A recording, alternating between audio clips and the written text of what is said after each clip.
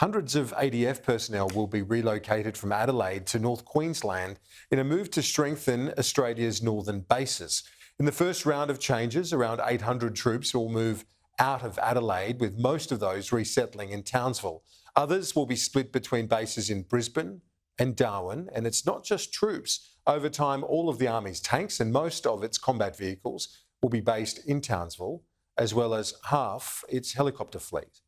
To look more at this decision and the changing posture of the Army, I spoke a short time ago to the Defence Minister and Deputy Prime Minister, Richard Marles. Deputy Prime Minister Richard Marles, thanks for your time. Can you explain the rationale for today's shake-up of the Army that you've announced? Well, good to talk with you, Kieran. It is a really important restructuring of the Army, and it comes in the wake of the Defence Strategic Review and the government's response to it. One of the tenets of the Defence Strategic Review was to have a focused defence force around maintaining the peace and security of the region in which we live, and having a defence force which was capable of projection.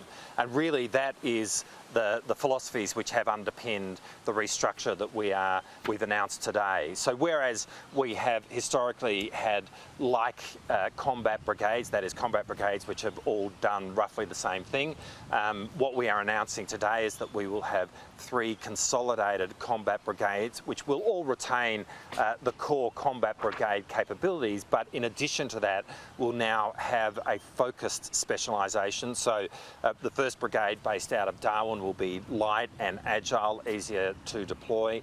The 3rd Brigade based here in Townsville will have a focus on heavy armour, tanks, infantry, fighting vehicles. It will be the brigade which will be able to bring to bear the greatest lethality in any fight. And then the 7th Brigade based out of Brisbane is, if you like, halfway between the two, having a motorised capability but also with an ability to relatively easily deploy. And to have all of those brigades in our northern bases, the bases from which we will project. What that will see is some movement of personnel from Adelaide and from Brisbane, particularly here to Townsville.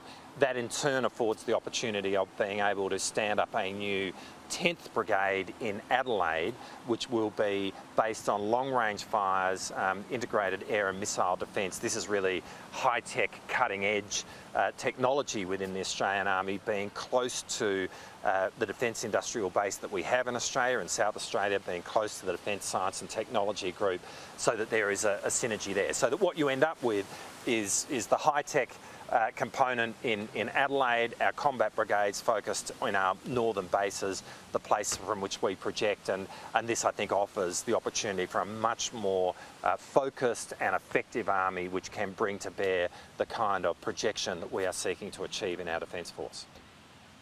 Around 800 Army personnel to move from Adelaide to the north, most of them going to Townsville. Is Adelaide, at least in the short term, the loser out of the shake-up? No.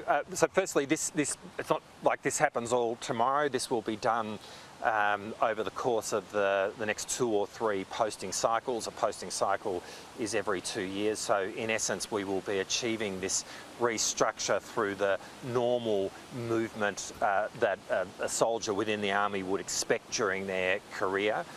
So it will happen in a gradual way, and while there will be in the next year or two a dip in numbers in Adelaide, within a relatively short period of time the numbers in Adelaide will actually be back at the level that they are right now. The difference, of course, though, is that what will be in Adelaide is really going to be the centre of Army's technological capability, with long-range fires, integrated air and missile defence, and that's a huge opportunity for Adelaide. It really will mean that Adelaide is the technological centre of the Australian Army, and that sits well, as I said, with the presence of the Defence Science and Technology Group, the presence of so much of Australia's defence industry based in Adelaide. So this, I think, is a really good opportunity for Adelaide, and the whole restructure will be done in a gradual way over the next 4, 5, 6 years. With most of the personnel heading to Townsville, some to Darwin as well, the issue of retention has come up. What's your view on that? Are you worried about the ability for Army to retain their best, given we are facing a very tight labour market and likely to over the next cycle when you're looking to make these changes? Are you worried about retaining the people? Well, certainly recruitment and retention is a huge challenge within the Army, but across the Defence Force more generally.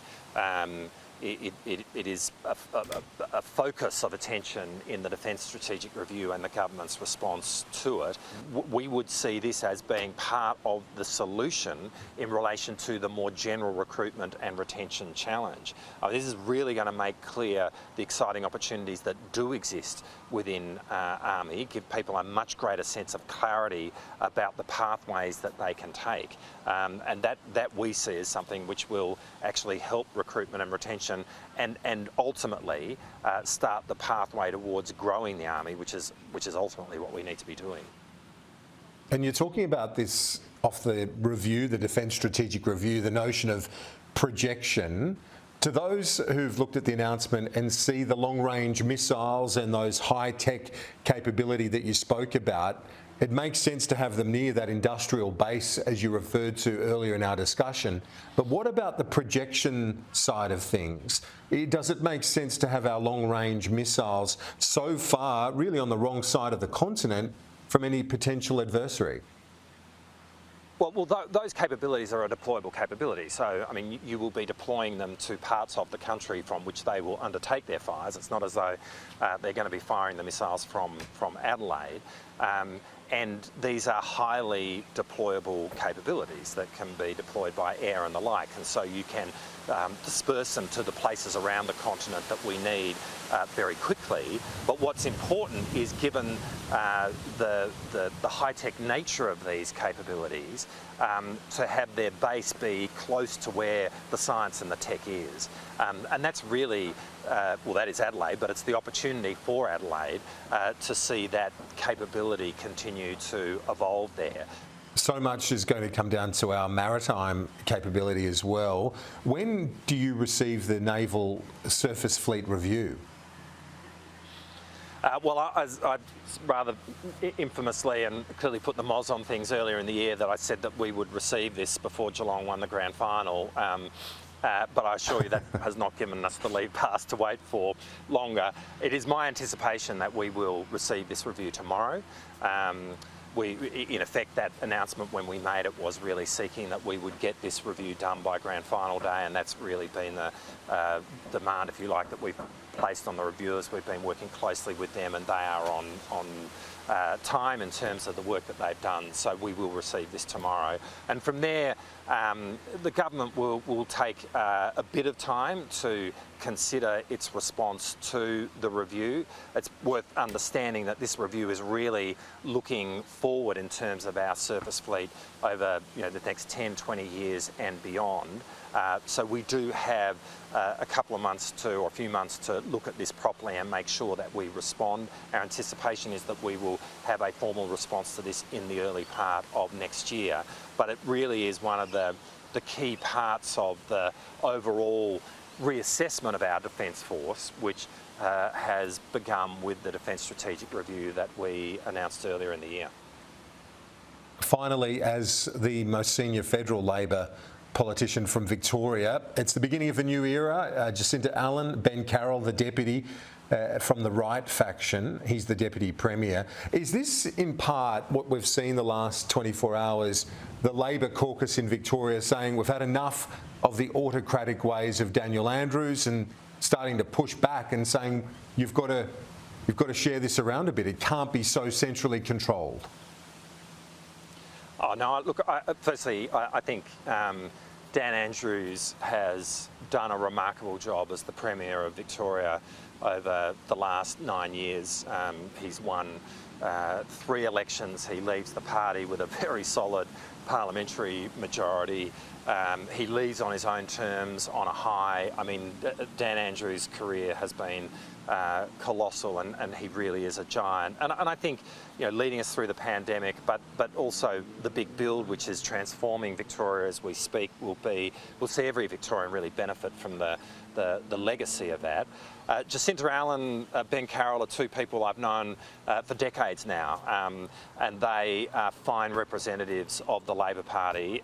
You're right in saying it will certainly be a new era. I think Jacinta Allen is going to be a fantastic Premier for our state, and I'm really looking forward with a sense of excitement to what she will bring to the role. And every new leader has their own take on the role that they play, and we will see that with Jacinta. But I think what we'll also see through both Jacinta and Ben's leadership is a continuation of a really solid state government, which has benefited Victorians so much over the course of the last 9 years. Deputy Prime Minister Richard Marles joining me from Townsville. Appreciate it. Thanks, Kieran.